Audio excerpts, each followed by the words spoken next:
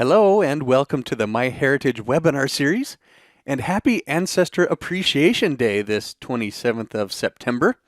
I'm Jeff Rasmussen, your host, broadcasting to you live from webinar headquarters in Middleton, Idaho.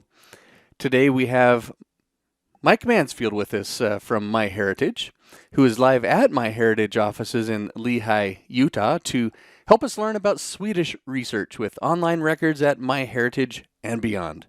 Many of my own ancestors are from Sweden, and I love the genealogy records that Sweden has for us, so I too am happy to be here. Here's a little bit about Mike. Mike works for MyHeritage as the Director of Content Operations. Previously, Mike has worked for Ancestry and Family Search and has been active in the genealogy and family history domain for the last 20 years. Mike has presented at numerous genealogical conferences and symposia in the United States, England, Scandinavia, and Australia.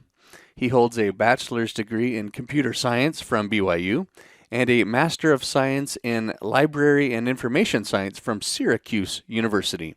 So please put together your virtual hands. Let's give Mike Mansfield a nice warm webinar welcome. Hi, Mike, and welcome to the webinar.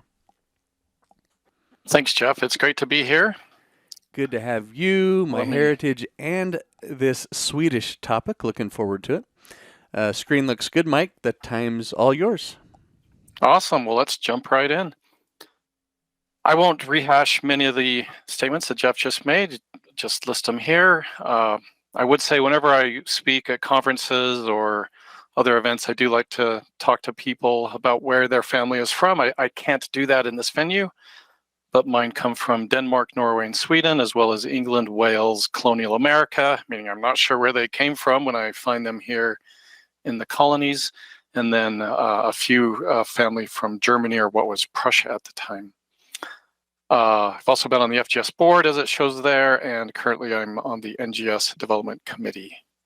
All right, today's outline, I've kind of broken out into two main sections. The first section is what I'm calling Basic Tools and Context.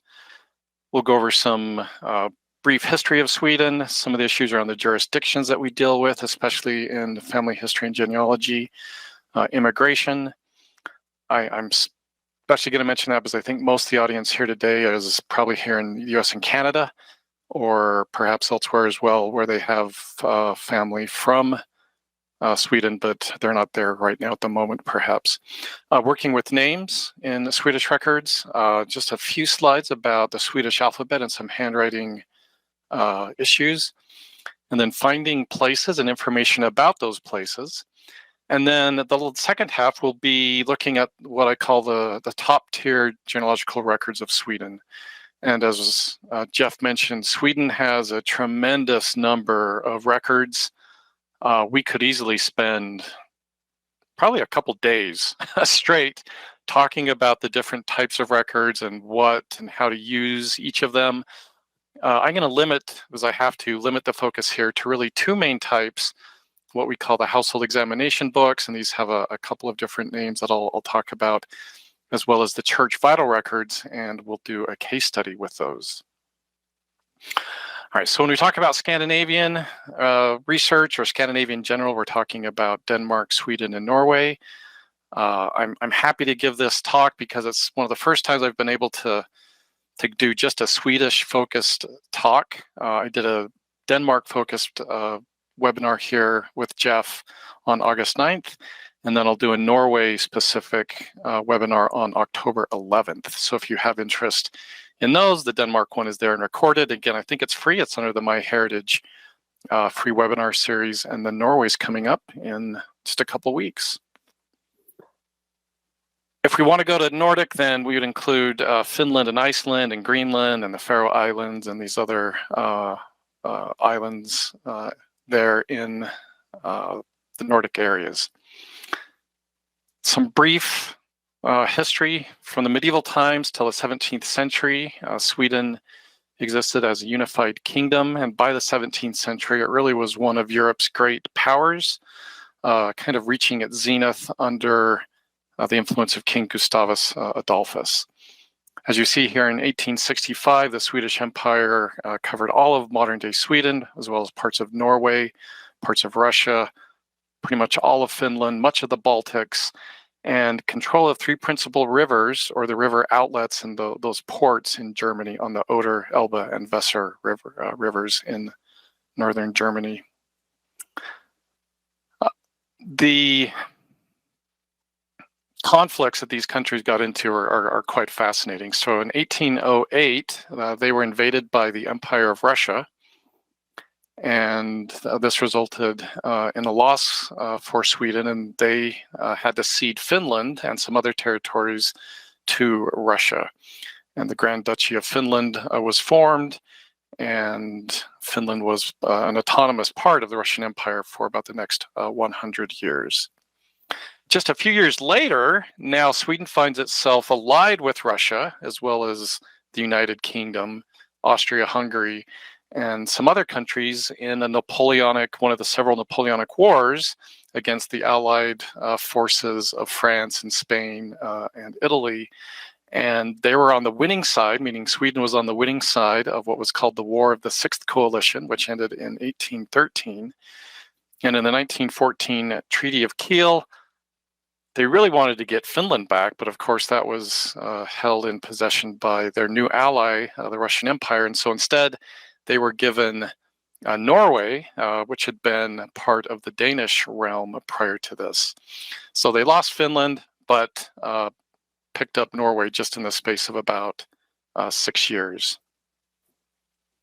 For about the next 95 years or so, Sweden and Norway existed as a united kingdom of Sweden and Norway with separate constitutions, laws and parliaments, administration, state churches, armed forces, and currencies. Norway wasn't actually too happy about being given to Sweden, and there was a brief independence push, and a very small skirmish or war actually happened that I failed to mention on this slide, the Swedish-Norwegian War, which lasted exactly 2 weeks and 5 days, when the Norwegians realized that they really weren't going to be successful, and they went ahead with this plan to become part of the United Kingdom of Sweden and Norway. Norway became independent in 1905, and since then that leaves us with the modern day jurisdiction of Sweden, shown here on a map very far to the north of Europe. If we were to lay Sweden, though, on some geography that we're probably more familiar with, it's amazing how long or the extent of these Scandinavian countries. So Sweden would extend from Tallahassee in Florida all the way up past Toronto if it were here, there in the United States, as I show. We need to talk just a little bit about some of the jurisdictions that we'll encounter, and there is a particularly challenging issue here that I want to point out. So until 1634, and I kind of chuckle at this because we often talk about after 1634 being kind of the modern jurisdictions, right? 1634 for us here in US and Canada, there were just a handful of European settlements here, but obviously Sweden had been ongoing for a very long time. So until 1634, we had what were called provinces or landskap. I apologize in advance. I don't speak Swedish. I probably will not try to say many of the Swedish words, or if I do say them, I know I will say them incorrectly, and I apologize in advance. And so we have these provinces, as you see here. And then in 1634, they did a massive reorganization and changed to what are called län, or more accurately translated districts. Now, what you'll notice is some of these provinces and districts kind of map to what they were before, and sometimes they're radically different with radically different names. And then in the present day, there's even a different organization, again, sometimes following historical boundaries. This has kind of been an evolution since the mid-70s, and they're still ongoing. Latest things that I've read is they're looking at dividing the country up maybe into 9 districts instead of the 24 that they currently have. But the challenge here is understanding, when we're looking for records, which of these historical place names do we use? And the answer is you kind of have to be aware of both for the areas that your family is from. So prior to, again, 1634, we had these provinces. Again, today they have no administrative or legal significance, but they still remain as an important cultural entity. And in records that we'll deal with, sometimes immigrants coming to, say, the US or Canada referred to their origin in Sweden by this older name, by this province name or this landskap name. So in 1634, as I mentioned, the kingdom was radically reorganized. Some of these districts were identical with the old landskap, but in other cases, large provinces were divided into 2 or 3 of these new districts, and sometimes 2 provinces formed 1 district, or 2 landskap formed 1 land. So to me, the caution, and the reason why I'm spending just a moment focusing on this, and this kind of tripped me up when I was first starting Swedish research, is knowing that some of these places have these sort of synonyms for these larger district and province names. So for example, in the southern part of Sweden, where one of my Swedish families is from, they're from the area around Malmo, or this large, I think it's the 2nd or 3rd largest city in Sweden. And you'll see on the left, it was initially the province of Skane. They're at the very bottom left, but then starting in 1634, they broke it up between Kristianstad and Malmös. Similarly, and you'll see in the case study that we do, this province called Västergötland was renamed Skaraborg from 1634, and then now it's named back to Västergötland. And so you really need to be careful when you're dealing with records and looking at perhaps both of these places being used. Depends on the records and who recorded them and which of these they sort of used. And I'll point a little bit more out about this when we get to the case study. So below the district or the län, we have the herad. And the Swedish word län is very often incorrectly translated as county. In fact, if you put that in Google Translate and select Swedish, you get county out. But the point is that technically these herad are more of what we would consider to be a county. So a län consisted of a handful or a handful to a dozen or so of these counties or herads. And each herad had a local court responsible for tax collection, sheriffs, and other administrative functions. For most of the work we do as genealogists, we're not going to be dealing with these until we get into things like court registers or court documents, probates, and some census materials. But by far the most important entity for our research is going to be the parish. And so parish records were kept by the local Lutheran ministers who have been the official population and vital records in Sweden since the 17th century, almost until the present day. In fact, they held this role all the way up until 1991. So as genealogists, we just, as it is true across all of the Scandinavian countries, we're in a very huge debt of gratitude to the Lutheran Church, again, the state church in these countries, where these Lutheran ministers, and part of their duties were operating in a way as civil registrars, right? They're agents of the crown, agents of the government or the king in collecting these incredible records that we'll see in just a moment.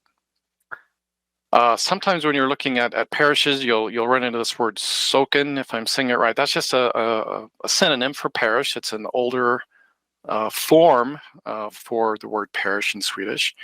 But you'll also see this other word for samling that is more modern and probably a little bit more common now in the materials that you'll encounter. But just be aware that they mean the same thing, just a parish. And in a second, I'll show where I find these parish maps. I find these very helpful. This is on the right-hand side, an example of Skaraborg. And the smallest jurisdictions in there that you can kind of see are the parishes. And I'll show you a more close-up example and how I use these to help me understand what these records are trying to tell me. A little bit about immigration from Scandinavia, and specifically Sweden, and more specifically Swedish for this talk. So although not as numerous as the German or Irish immigrants, the Nordic immigrants who arrived in North America in massive numbers. That's estimated about 1.2 million Swedes, mostly during this time period. That range, 1868 to 1914, doesn't mean that your Swedish ancestor might not have come sooner or later. This is more of like the bulk of the bell curve, so to speak, would have arrived during that time. What's interesting about Sweden is, especially during the 1880s, more than 1% of the population of Sweden immigrated to the United States each year. And by the 1930s, it's estimated that approximately 20%, right? That's 1 in 5 of the Swedish population had immigrated. I don't think that's necessarily just to the United States, but perhaps US, Canada, Australia, other places that they may have been going. I don't have the same number for Sweden, but I've got to think it ranks very high. But for example, Norway, with the exception of Ireland, no other country experienced a larger percentage of its people immigrating to the United States than Norway. I have to think Sweden is easily in the top 5 for that same type of metric. Just a huge number of immigrants from Sweden and its neighbor Norway. So with immigration from a country like this, there's factors that push immigrants or individuals to want to seek a better life elsewhere, and there's factors that pull them to that hope of a better life. One of the biggest factors happened in 1867 and 1868 when there was a very bad famine over the period of 2 years, where a very unusually wet and cold summer followed by a very dry and drought-stricken summer the next year caused a very severe famine. Government relief efforts were largely ineffective, plagued by various administrative and bureaucratic issues and even corruption. And then on pulling these immigrants to want to come at least to the United States, and I know there were similar enticements, I think, for Canada and other countries, was the Homestead Act of 1862, which gave free land, usually 160 acres, to settlers who developed it and resided on the land and improved it over 5 years. This was a huge magnet for our Scandinavian ancestors. Getting farmland, this much farmland, was just an unbelievable opportunity, and many of them wanted to take advantage of it. I think one of the last things I wanted to point out with immigration, so the vast majority of Swedes immigrated out of the large port of Gothenburg. And as you'll see in this diagram, the vast majority, I think well over 90% of all ships leaving Gothenburg were actually going to Hull on the east coast of England, where these migrants would then take a train over to Liverpool to then board another ship to make the Atlantic Ocean crossing. So just be aware of this. If you're looking in arrival records here in the United States, it would be very, very uncommon to see anyone from Scandinavia, especially Sweden, coming directly from Sweden. They're almost certainly going to be making this stopover in Liverpool, or as you see there, even someone to Glasgow in Scotland. So just be aware that I know this certainly, when I understood this, helped me find some of my Swedish arrivals there at Castle Garden, for example, in New York City. One final fun fact, by the turn of the 20th century, so 1900, Chicago was arguably the second largest Swedish city in the world, meaning it had the second largest Swedish population of any city, with only Stockholm having more. All right, we're going to do a little bit with what we call anthroponomastics. That's a very technical term for the study of human names, so you can impress your friends and relatives, a trivial pursuit if this question were to ever come up. All right, so Sweden patronymics, I assume that we're all familiar with this, so this will be just a very quick refresher.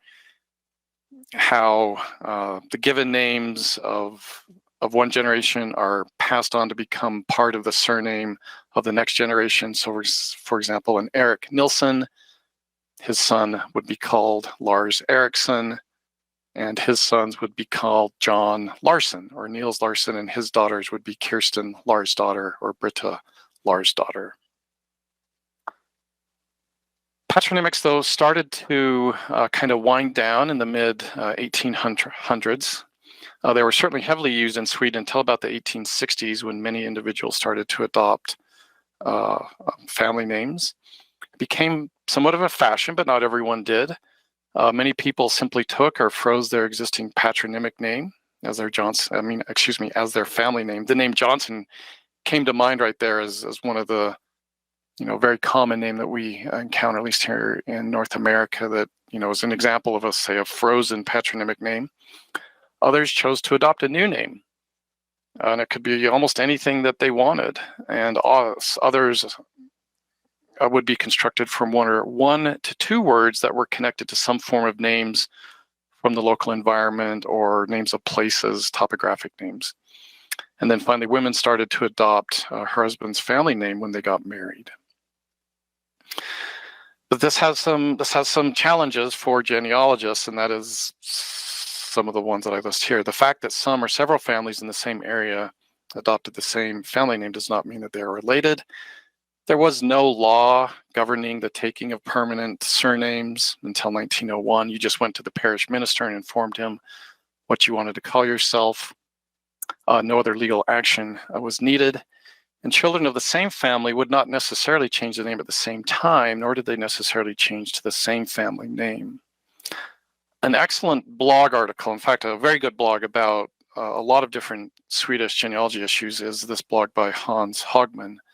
And I give you a link here to a wonderful article where much of my information on the last two slides is taken from, and I recommend reading that article if you have interest.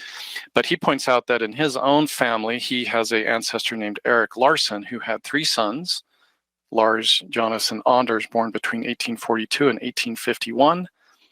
One son took the surname Frolander from the village where he was settled, and the other two sons took a different surname based on the name of the parish where they later settled. So this is a interesting challenge that we get with Swedish genealogy research. A few words about the alphabet. There are the same letters that we're familiar in English, plus three additional letters: A ring, and A diaeresis, and O diaeresis. It's important to note, and I'll demonstrate this in the case study, that these three additional letters sort after Z, meaning they sort at the end of the alphabet. So if you're looking for a name or a place that starts with A ring, that's going to be in the list after Z. The letter W is quite rare, at least in more modern materials. Before the 19th century, W was interchangeable with V. In some of the records that I'll show you, there are certainly places that have a W in their name. Foreign letters and loanwords, while not common, you'll sometimes see foreign diacritical letters. For example, the surnames Rosen or Luffen, or a French noun Armé. So don't be surprised if you see these other types of diacritic accent characters. They're just coming from, German or French or these other cultures that are there in Europe. The last thing I would just want to point out with the handwriting, generally Swedish cursive is very, very familiar to, I think, those of us, here in North America and our school education. The one thing I would point out is these three additional letters. So A ring is just written with the little circle above. It's very easy to note, but the diaeresis is often, instead of two dots, it's written with kind of a slash or it almost looks like a tilde. And so just be aware that that's a common way to represent those in handwriting, as well as the lowercase examples that I show here.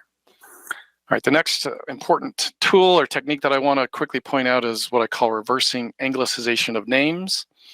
So what am I talking about? So here's one of my Swedish born ancestral couples. And so I know this gentleman in the papers that I received from my grandparents, that his name was Gustav Johnson. And he died here in the United States, but like I said, was born in Sweden. And in the papers that I also received, his wife, or this woman, is Maria Karen Jansen. And so my challenge is to try to think about what were their names in Sweden. So Johnson, spelled John, is not really a proper Swedish spelling. And so he's Gustav Jonasson. And then the mother here, or the wife, is much more interesting, where she has this really interesting form of her middle name, Kajesa, if I'm saying it right. And then she was known as a young child with the patronymic of her father. So her father was this Petter Jansson, so hence her patronymic was Petter's daughter. So one tool that I use to help find these variant names is this website called nordicnames.de, where I can put in, for example, Karen, and it's going to give me some results here. And if I carefully read this page down here, I see this great little note that really helped me understand this name and what it is. And this is a Swedish pet form of the name Karen. And so this Kajesa spelling was important for me to find her record in some of these Swedish documents. All right, surnames of our Swedish female ancestors. Women did not adopt the surname of their father until the family adopted a static surname. Women's patronymic surname ending in daughter was frequently abbreviated in genealogical records. I mean, very, very frequently. So they just didn't want to write out that D-O-T-T-E-R, so it gets abbreviated a lot of different ways, and there's more abbreviations than I would even show right here. So just be aware that those female patronymics are very often super heavily abbreviated. So looking for an individual can be difficult because many individuals share the same given name and share the same patronymic surnames. For example, a Maria Anders daughter. Here's an example from a modern telephone directory from Stockholm where we have, and this is just part of the page, I think almost the whole page is just this Eva Anderson form. And it can be challenging to disambiguate people if you only know the name. And so this is why it's super important to really be able to understand what the places are that we're dealing with. What are these parishes? Where is the family from? And who else are they related to? So using the who else notion of who else they're related to is also very helpful and important. And and the Swedish records really help us do this with the household examination books that I'll show in just a few minutes, luckily. So for example, we have this young lady named Maria Anders daughter. Her brother might be Hans Andersson, kind of a different spelling surname. The mother could be, again, a different surname. The father could have a different surname, and the grandmother who lives them can have a different surname as well. So again, 5 individuals living in the same household, kind of each with different spelling or different form of a patronymic surname. So be aware of these issues when you're searching with surnames and how they can be significantly different even between members of the same family. Finding places. There are 2 excellent resources for county and parish information, and I'm going to show these in just a second. The first one is Wikipedia, but if you'll notice there, it's the Swedish version of Wikipedia. It starts with SV. I've given a shortened URL here, and instead of trying to scramble to write these down, at the very last slide of my presentation today, I've listed these resources, and we'll leave that page up while we do Q&A, and so you can copy them there. So the Wikipedia page and the Family Search Wiki, and let me show those right now. So here's the Wikipedia page, and I'm in Swedish, and then if you use Chrome or you have the right Firefox plugin or other browsers, you have an option to translate this into English. But I'd be a little bit careful. For example, in this case, it's translated a Swedish word into the English word 11th. And so I'll often just leave this in Swedish and search for whatever parish that I'm trying to find this way. So for example, in my family, I have a parish by the name of Billinge, B-I-L-L-I-N-G-E. And these parishes have merged and changed over time. Neither of these lists are perfect. So I'll come here and I'll look, and I don't see an immediate match for this B-I-L-L-I-N-G-E or A. But I can come to the family search link. Let me just back up to it, and I can search for this place. So the link that I give you, I think will bring you, let me get back there. It will bring you, I think, to, this top one. And so I'm just going to go to the B's, and we should be able to find this place, Belinga. So it gives me the district as well as it gives me the county as well as the district. And I can click on this and it takes me to another page here at the Family Search Wiki. I get looks like they have an amazing church in this place and some other information that can be very helpful. So 2 really good resources for finding and locating parishes are listed there and will be listed later on. Another important resource is this gazetteer. So this gazetteer is available on a free website called Project Runeberg, and I'll show an example of this in just a moment. So let me come back to my browser, and we're going to go to this gazetteer. So this gazetteer lets me look up places, again, by name. So another parish that I have in my family tree is this parish of ASK. And you'll see that there's a couple places here named ASK, kind of like in the United States. There are 30 states or more that have a county named Jefferson.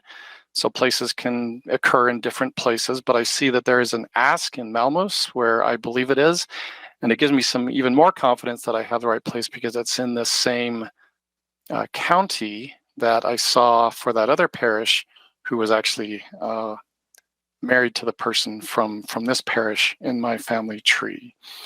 So a really great resource. Again, I will include a link to it. It's free. Another thing I like is you can download the full resolution TIFF like I just did there. And then finally, if you go to the bottom, it's going to give you an OCR output of what you see above. So if you wanted to say translate or try to stick one of these in Google Translate, I could copy and paste this whole text and it will help me understand it at least a little bit. Generally, I found that to be quite successful. So another thing I can do is I can look at places that aren't, very well known or quite obscure. So here is an example of a place. This is part of a surname or a toponym, a name that one of my ancestors took as his surname, Vinfale, if I'm saying it right. So let's zoom in on this. I also dug out the abbreviation table to this important gazetteer and have it here. And so if we zoom in on this record, we get this information. And below I'm showing what the OCR from that website gave me. And then below that, I'm showing what I've expanded it to using the abbreviation table. I can then take that, put it in Google Translate, and I get this output. So this is a wine waterfall. It's a village in Ax Parish in Onsjo County in Malmös district. A well-built farm, and then it gives me a unit in Montal taxes, and this is a type of a property tax assessment. And if we had time to talk about Swedish tax records and land records, we'd get into those perhaps another day. So again, a very nice resource, published in 1882, quite hard to find. There are some libraries here in the United States that do have a copy.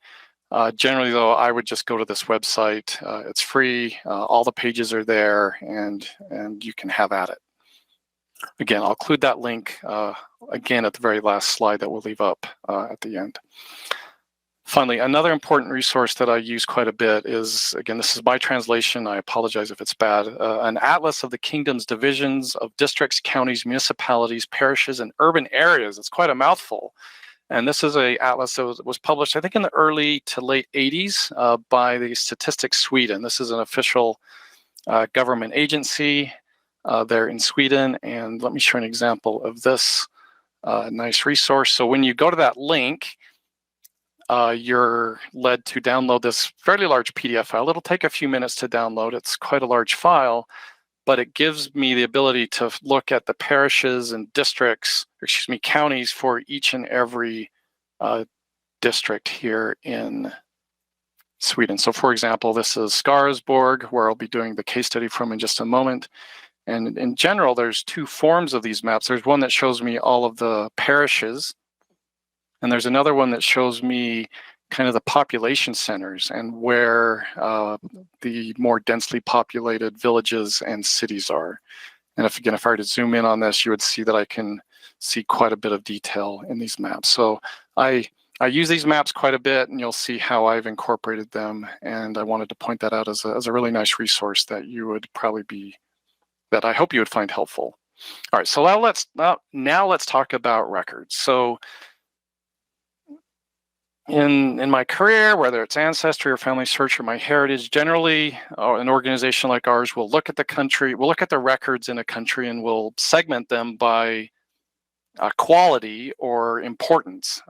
We wish we could do all records always, but that's just not the case. And so here in Sweden, this is maybe my own opinion a little bit, is we're going to put in the top tier household examination books and church records. And if you're not familiar with these household examination books, you may be asking, why wouldn't I list census records here in the top tier? And that's because these household examination books are a type of census. Actually, they're a type of a clerical or church census, but they go way beyond census. If every country had these household examination books, our work as genealogists would be incredibly different and with a great deal of success. And that's a wonderful resource that we have in Sweden. We could talk about second tier records, and I could go into each of these if we had a couple days of time, and we could talk about those. Perhaps that's another follow-on discussion that we could do. So I'm going to focus mostly, though, there just on the top tier. And part of my desire here is to give you the tools to be initially very successful. And I think understanding how these household examination books work and how the church records work and can be found in conjunction with them will give you an incredible ability to find Swedish family, at least from the 1800s through the mid 1900s. So at MyHeritage, we partnered with this nice company in Sweden called Archive Digital. They do a lot of digital imaging in full color of these original records. And so in this partnership, we did the indexing and they did the imaging. And then we exchanged these materials. So the first part was published about 7 years ago, and it was 1880 to 1930. And then we went further and did 1931 to 47. We started to go backwards in time from 1860, 1840, 1820, and 1880.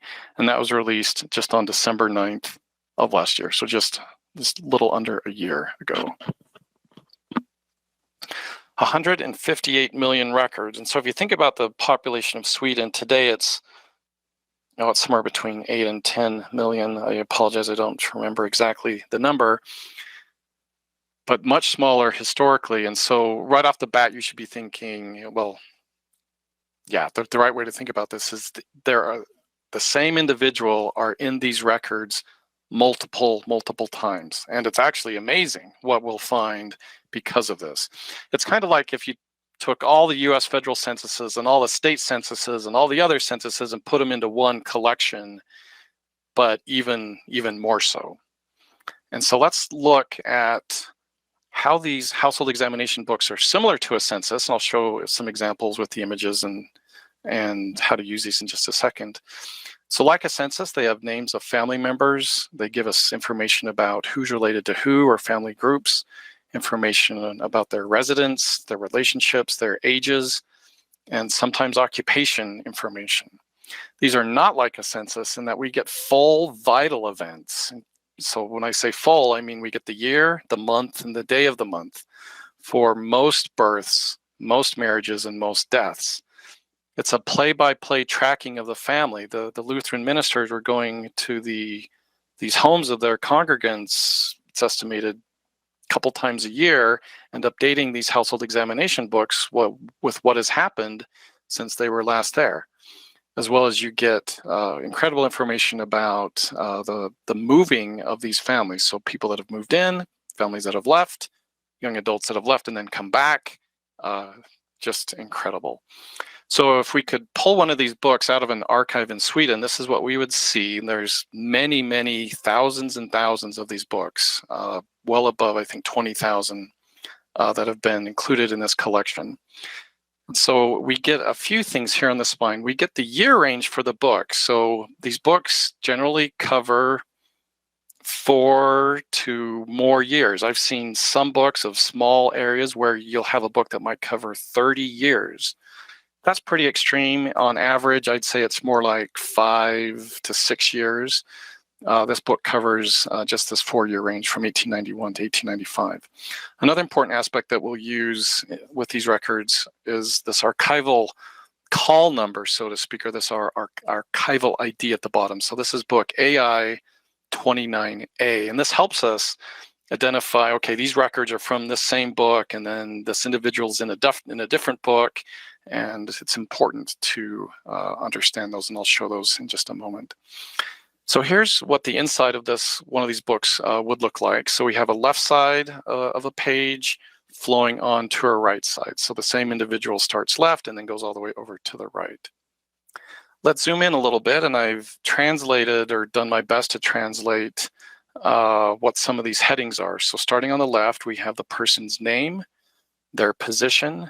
So this often includes, things like widow, the head of the household, sometimes their occupation and trade. And then we get a birth, the year, the day of the month, and the month. And so I just want to point out that oftentimes the day of the month and month are written as a fraction. So if you see there in kind of the middle, there's this 15/7. What that means is that's the 15th day of July. So just be aware that you'll see that throughout these records, that sort of fractional notation.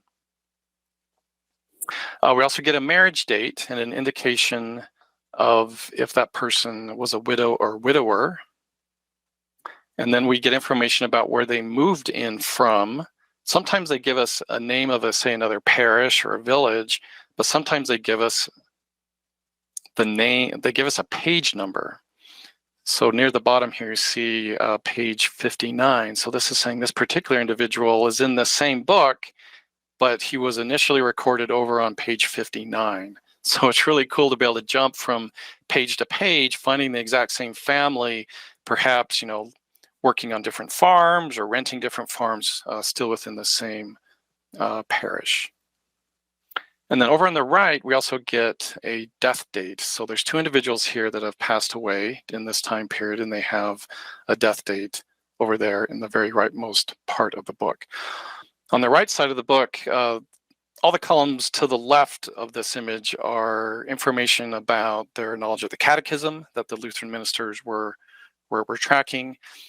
For our work, the move out columns over on the right are super helpful. Again, just like we got on the move in, sometimes they'll tell us this person moved to this place or to this page number within the same book. So very helpful again there, and I'll show that in just a moment.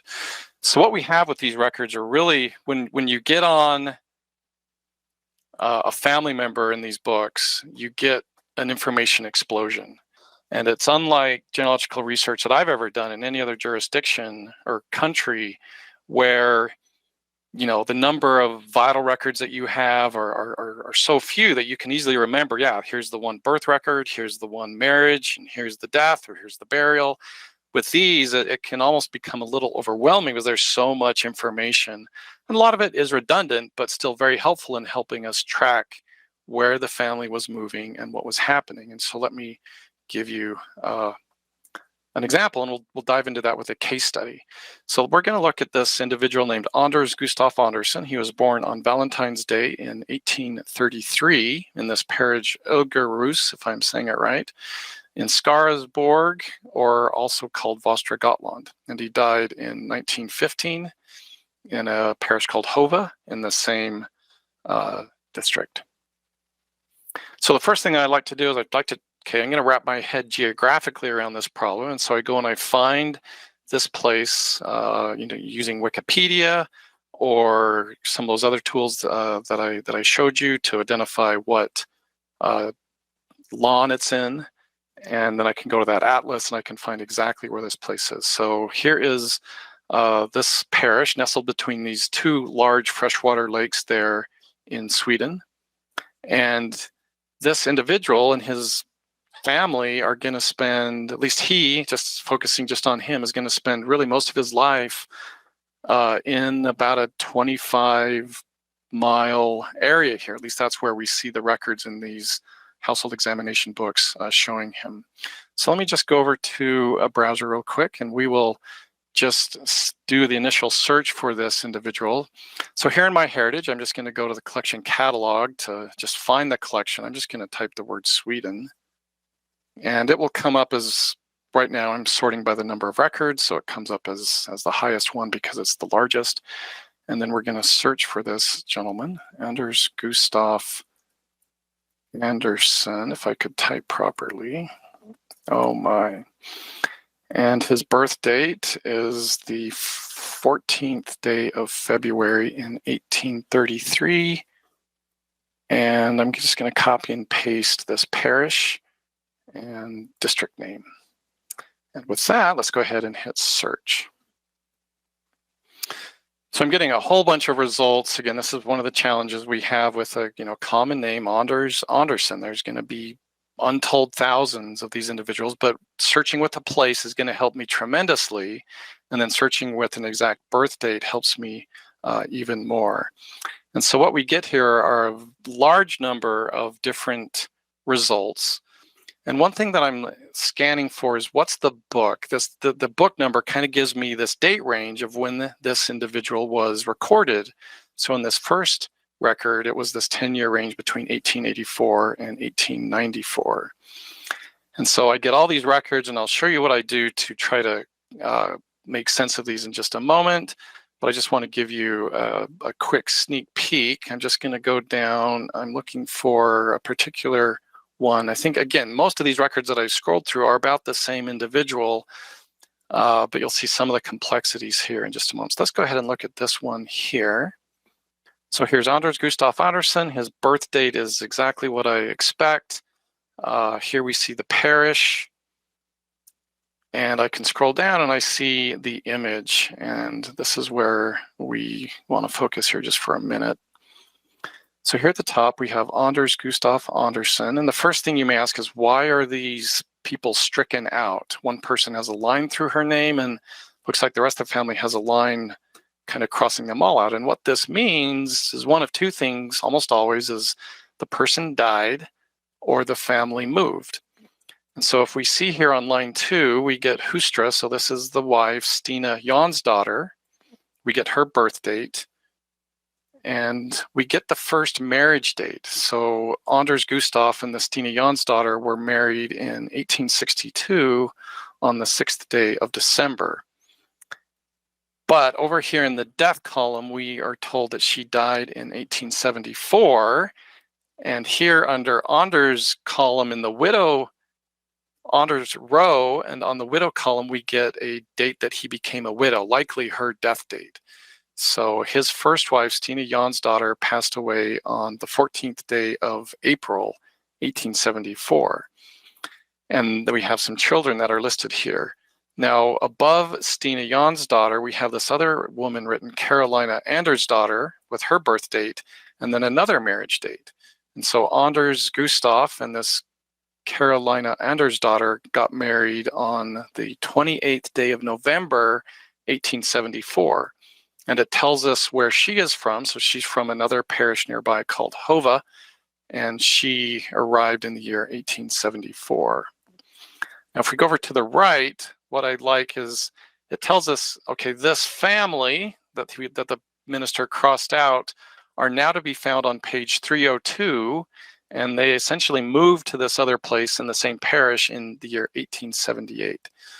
So now let's go over to page 302 and see if we can pick up the trail again. So again, we're looking for a Anders Gustaf Andersson. So here he is. Again, we have the second wife, Carolina Andersdottir, 1874, from Hova, her marriage date to Anders, but she's crossed out. And sure enough, if we look over in the death column, it looks like she passed away on the 4th day of September, 1878. Anders remarried a third time to this woman named Gustava Olofsdottir. And one thing that I love about these records is you can start to tease kind of a story or a narrative out of this. So look at this bottom of line 7 here. We have the son Johann Fritz, who was born on the 30th day of August, 1878. That's just, what, 5 days before Carolina Andersdotter passes away. I assume that she is the mother of Johann Fritz, and we can confirm that by going looking at some other records, and I'll show an example of that in just a second. But likely she died from complications, probably from that childbirth of Johann Fritz. So, yeah, I mean, these records are incredible that you can do this, that you can track people. Another example here is at the bottom of line 5. You'll see this daughter, Emma Carolina, perhaps, and that she's crossed out. And this is just probably a teenage or young adult daughter who's left. It's not telling us that she's passed away, and it's giving us some information about where she went. And so she went to this other parish there in 1880.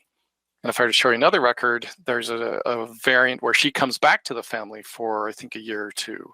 So she's probably, going to work somewhere, perhaps with a relative or as a hired hand or something like that. So just incredible capabilities. I mean, could you imagine if you had this in English research or other countries that you do? And so what I like to do is collect these records and start to build a mental map around these places. So in the case of Anders Gustav Andersen, we know that he was born in this parish and that he spent time in Hova, Leeksburg, and Ulverod. And so what I will do is I'll collect these records and I'll start to build a list like this. And so here he is, Anders Andersen. And this is showing that I have to sometimes say, okay, let me see if I can find him perhaps with his birth date, without his middle name. And I'll be able to more easily find these top 2 records. And so we have him in the same book here from 1821 to 1856. Again, an example of a book that covers a very large time span. And then we next find him in this book from 1851 to 1859 in a different parish. But again, it's only about 20 kilometers away. And then it looks like as a young adult, he spent some time in this other parish between 1856 and 1860. And then as an adult, we see his marriage there to Stina Jonsdottir, picked up in the book between 56 and 69. Another marriage, and that's one of the ones that I showed you there in 1874, and then the third marriage in 1879. And then finally, kind of in older age, we see him living in his parish where he was born with his third wife and children. And then he spends the later part of his life between 1884 and 1915 when he passes away in this other parish named Hova. So again, coming back to our map, he kind of goes from Algeciras over to the west there and back to Algeciras and then spending time in Hova. So incredible ability to track this individual as he is moving, and his family and those family members. So the next thing that I want to show you is how I use these household examination books as an index to now go find the vital records, the actual vital records for these events. So we're going to do this by going to the National Archives of Sweden. They have a wonderful website. If you ever feel bored, there is an incredible amount of material here to explore. And the good news is, since February of 2018, access to the digital archive at the Swedish National Archive is free. Before then, it was a paid service. Since then, they've dropped their paywall entirely. Sometimes you will find that you have to register. And what this is if you're trying to access a record that is, let's say, quote unquote modern, I think the cutoff is currently around 1910. If you're trying to access a record that is 1910 or newer, they just require you that you register so that they can know who is looking at these more modern records, I guess. I don't know the exact policy. The primary church vital records we'll be looking for are births and baptisms, and I've given you the Swedish form, and then my translation, the banns and marriages, and the deaths and burials. So with that, let's go do a demo and we will wrap up here. So I'm going to come to the National Archives website. Again, it's going to give me an option to switch to a different language. I'm generally going to try to leave it in Swedish and use Google Translate, partly because I've seen many of these websites not have a page in English at all. And so you'll be led to a page that doesn't exist, and you won't know it exists if you're using, for example, their English language interface. So I just like to keep it in Swedish, but let Chrome translate it for me on the fly. I'm going to come to subject area, and they've recently made some changes here. The church archive used to be listed here just a few months ago, but now it's under what Google Translate is calling genealogy, and I can go to church archive. So again, I can't do a name search here. There are a few full name indexes here at the National Archives of Sweden for the parish records, but just a handful. In fact, relatively few. So most of the service is finding images, looking at images, and browsing through books, browsing through pages. So for example, let's go find the birth of this Anders Gustaf Andersson. So I'm going to do that by going to the county. Again, he was born in Västra Gotland, right? So it's using this other form of this district. And again, Google Translate is translating län as county. So, just be aware that this is a bit of an issue. And I'm going to look for this place called Elgers with a ring. So I'm going to go to the end of the alphabet, and I see the O diaresis. So I'm going to go to the second to the last page of the alphabet, and I should find, so here we go. So here are the A rings and then the A diaresis. And so I'm going to go into this parish, and this parish is going to present me with a number of archival items. Again, what I'm looking for here are the births and deaths, which I believe are right here. And we're looking for the year 1833. Just going to flip back. Yep, 1833. So now it's actually fairly straightforward. I'm just going to expand the tree. I'm going to come to 1833. The first thing I do when I land here is I look, okay, what year am I? This is clearly telling me it's 1833. And I'm going to look for February 14th. And here is our record right here. So here is February 14th, Anders Gustaf, the son of Anders Jansson. So here I get his parents and his mother, his father and his mother, and where they live. Some information about them as well, other family members that were perhaps present. So here is the birth record, right? There is no other birth record in Sweden that's more primary, more original than this one for this Anders Gustaf Andersson. And I have found these household examination books to be incredibly accurate with these dates. The culture seemed to be that they knew these birth, marriage, and death dates, and they recorded them quite faithfully. Let's do one more. Let's look at the marriage of the third wife to Anders Gustaf. And so that is going to be a different parish. And so I need to go to the parish of Hova.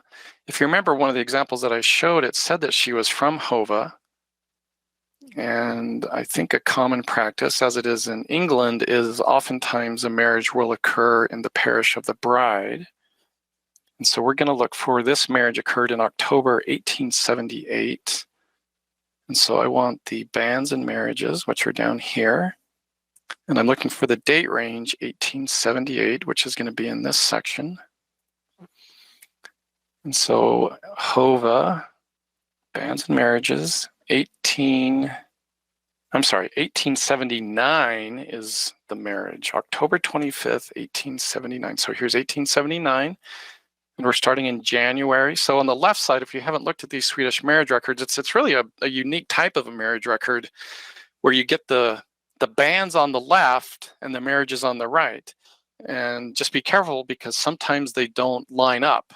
and you have to realize, oh, the second bands here corresponds to the fourth marriage on the other page, on the other side. Or sometimes the corresponding marriage will be on the next page for a band that was on the previous page. So I'm just going to look for a marriage date. So I'm actually going to scan through this column on the right under the marriages, looking for October 25th, because that's the day that I understand is the marriage date, which is right here. October 25th, 1879. Let's go over, look at, see if we can find the band.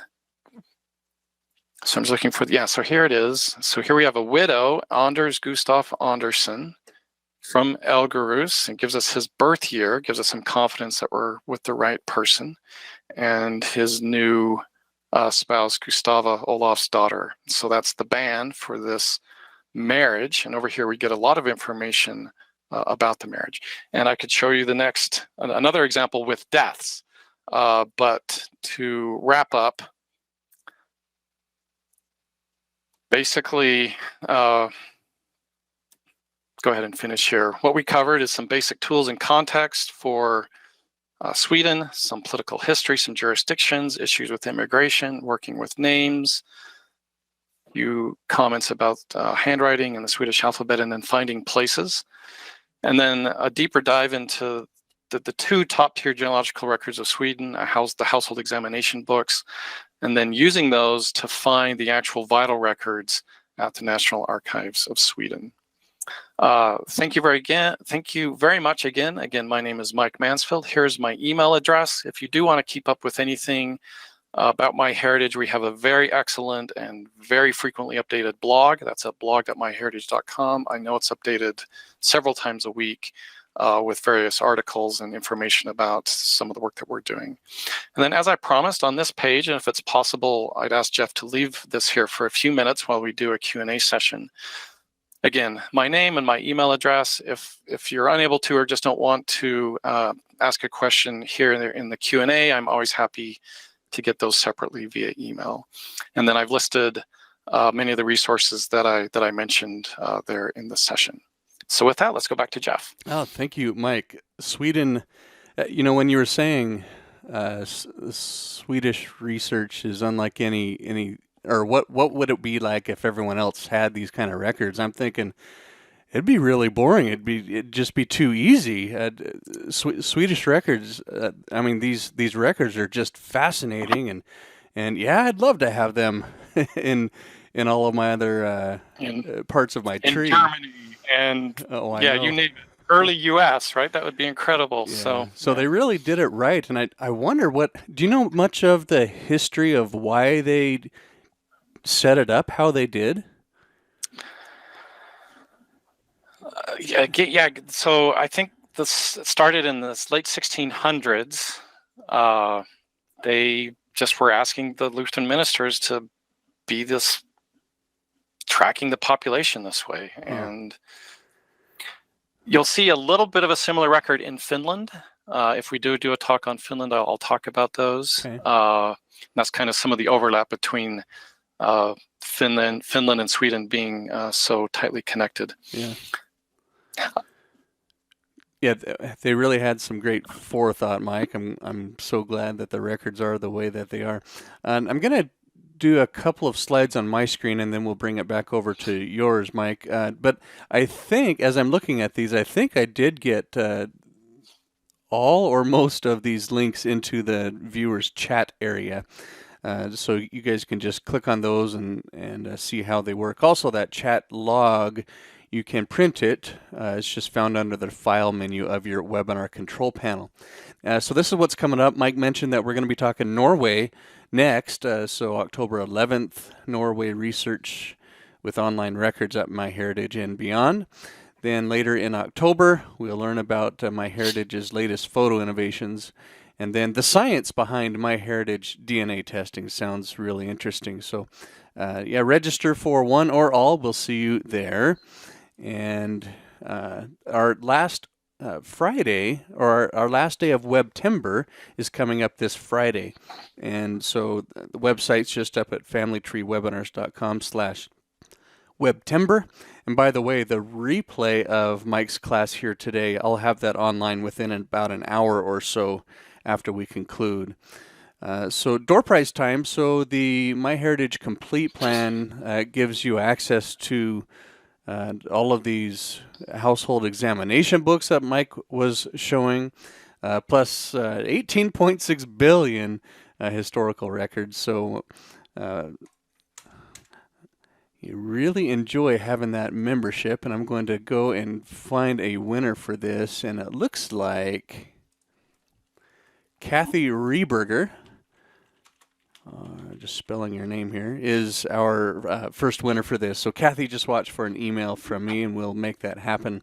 And then we're going to give away a MyHeritage DNA test kit, and my DNA results indeed shows my genealogy has been accurate, where I have ancestors from this area. Christy Marshall, congrats to you. You've got this coming your way. And all right, now let's bring it back to Mike. And Michael, let's switch this back over to your screen so folks can see that last slide. Yep, very good. Thank you. So we've got a few questions here, Mike. Dina's wondering about the marriage and band book, and she's wondering, can you tell us just a little bit about what the bands means is in relation to the marriage and band book? Yeah, so the concept of a bands is kind of like an early form of a marriage license or a marriage permit in a way. So, and we see this in several countries. For example, in England, you could be married either by bands, and it's similar in Sweden, where you announced your intention to marry someone, and this was announced in the congregation of both the bride and the groom, usually 3 consecutive Sundays before the marriage was to occur. And so this gives people in the congregation a chance to object, to say, oh, this guy's already married, or some other reason that they might have to object. And then in England, at least, you could also just go get married by license, which required a fee. I don't know if a license marriage was allowed in Sweden, or if you just had to do it by bands. So bands is basically, it's an announcement. This couple is planning to get married, giving the local congregations a chance to understand that and perhaps object. So not every ban that you'll see ended up in the marriage actually happening. I mean, during this time period, almost all of them did, but sometimes you'll find a ban where there isn't a corresponding marriage. Okay, thanks for your question, Dina. Next, a question about patronymics. Linda says, how common was it for a patronymic to be based on the father's middle name? She says she has an example of that in a family in which the father was called by his middle name, and his children's patronymics was based on that middle name, not the father's middle first name. Yeah, have you seen that? Yeah. In fact, I've got one of those, I think, in my own Swedish family, where the other part of the surname seems to be almost maybe a type of a name based on someone's occupation, or a name based on the place where they're residing. And so then the patronymic a child might take the patronymic from the name that's in the middle between, say, the given name and that last surname, and form a patronymic around that. And then perhaps, like in my case, they're also then including again this other place name.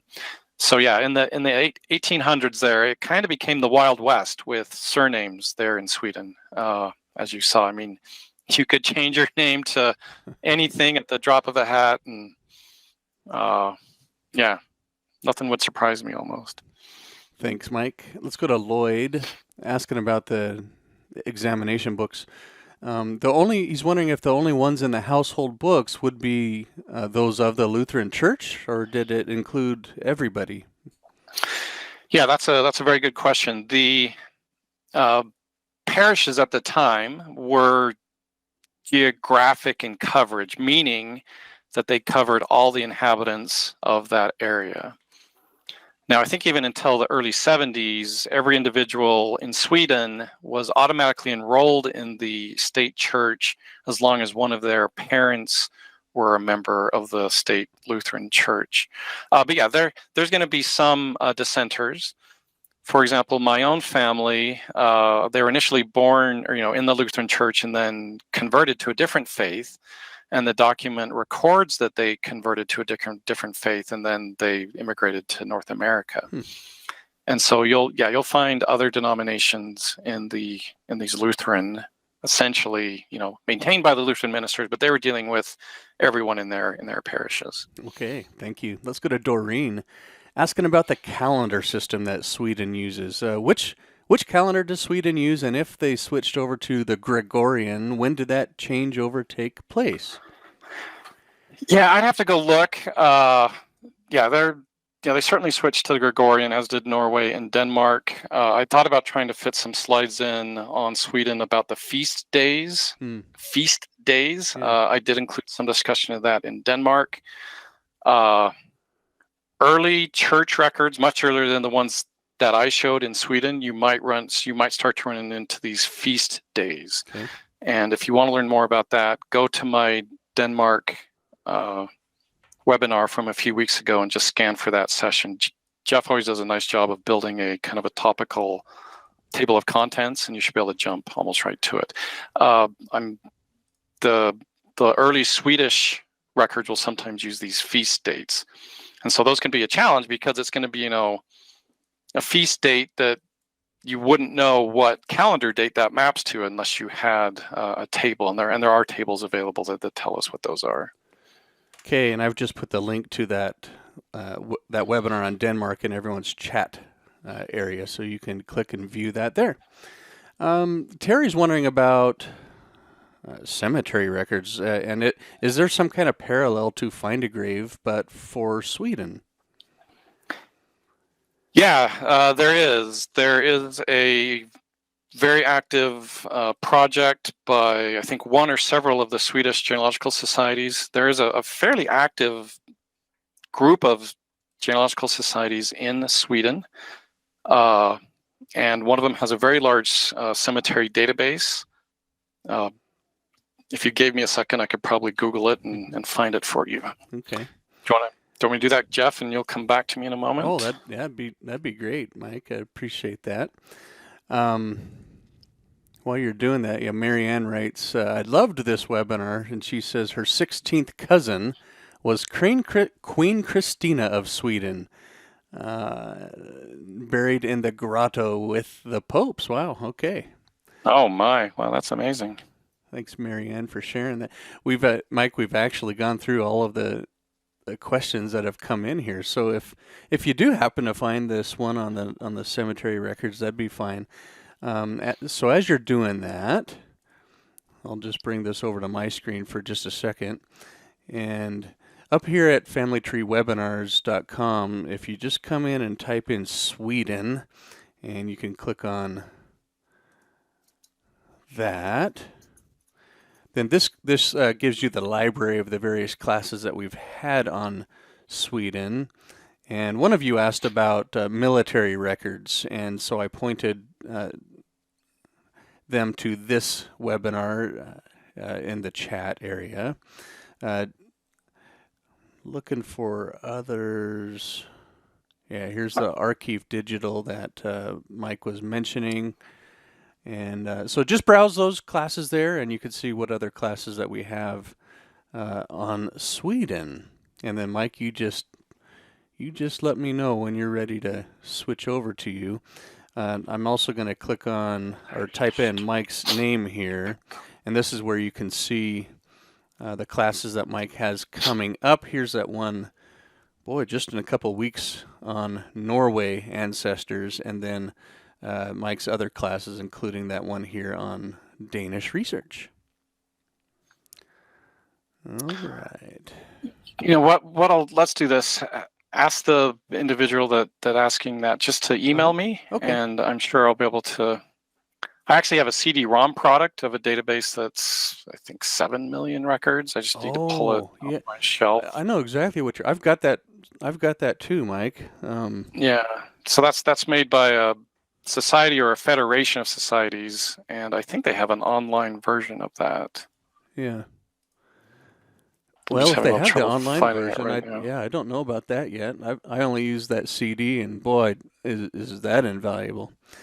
Kay's asking, is the chat available on the replay? Yes, if Well, if you have a webinar membership, Kay, then we do save all of the chat logs and put those on the webinar page. So, well, Mike, any final thoughts, parting words before we say goodbye? No, thank you for your time today, and wish everyone an enjoyable fall afternoon. Absolutely. Thanks, Mike.